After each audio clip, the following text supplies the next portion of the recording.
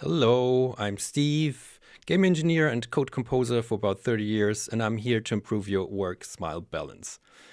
I just released CodeSmile AssetDatabase, which is my refactoring of Unity's asset database, and I updated it on its GitHub repository to version 1.8.6. That means I have a fight. Yeah, I really wanted to know, what happens if I do the exact same thing with my asset database with this Unity's. So to that end, I created a new demo, which is a wonderful GUI UI toolkit, by the way, like 5 minutes and that's done. And yeah, it allows you to switch the APIs and then just create some demo assets, duplicate them, fix them up with, remove some stuff and change labels and whatnot.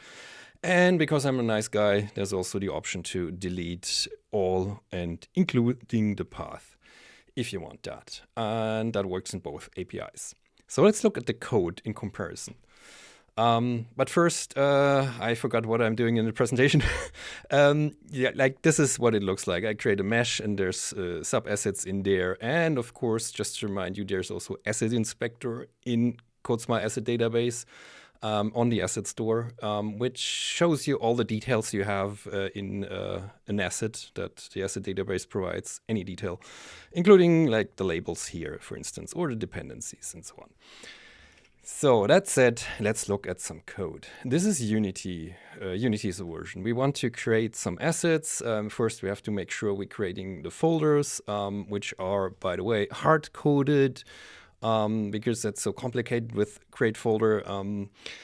And then we create the asset, add objects, set labels, save if dirty. Okay, that works fine, but still a bit cluttered. And if you compare that to my version, bam, like it's half of the lines, and also it just feels less cluttered. I'll get to that later, but just look at the number of repetitive asset database calls here. Like that just clutters your code, right?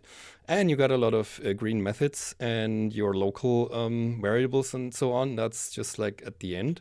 Whereas here, you see that you can you basically just work with your local variables and whatnot and just call some methods, and that's it.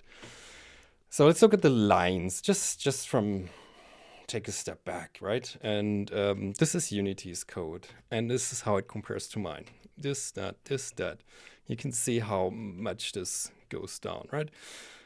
Let's take another example. Now we want to duplicate some assets and remove some labels and add a label and remove the sub-objects and whatnot. This is just a completely arbitrary example, just to exercise the API, right?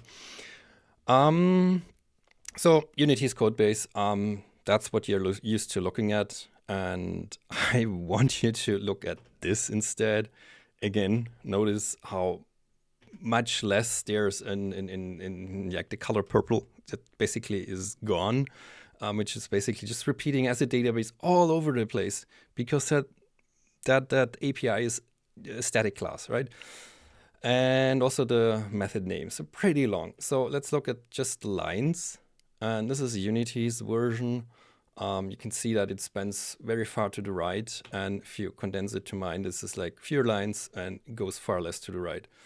It's just way more readable, and it's got all the nice stuff in here because, get labels in the asset database. For instance, you can either pass in a GUID or an object, but not a path. And there are oversights, many oversights like these. And even if you think you have all the path and the objects here and you're still missing some detail and you need to get something else from the asset database, this is just making that stuff very complicated. In my version, it just works. And yeah, last example. This is just finishing up in a batched mode, basically, where we start and stop asset editing. Never forget to try finally, otherwise you leave your, with any exception, leaves your asset database in a stopped state and you gotta restart your project. Or the user has to restart it. Always consider that most of the time you're writing asset database scripts for other people, right?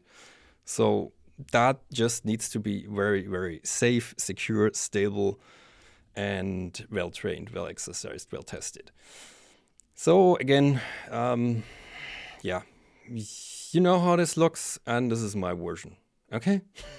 I mean, it should be pretty obvious. This is like, I just love, and sorry about my passion here, because I just love using that, because after 10 years, I finally decided to like redo it all, because I keep writing these utility functions and whatnot, and they never work in a new project because they were never as generic, and you could just keep making that crap all over the time. And so I made CodeSmile AssetDatabase, and that's what you get here. The try finally is wrapped inside that batch editing method, and you just get that lambda that you can do your stuff in, right?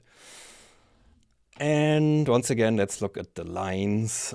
This is Unity's version, and that's mine. This is just, I think it's fine. And I took some measurements. It's 36% less lines, fewer lines. I should probably say fewer. And yeah, that's not just lines. It's also how long those lines are, of course.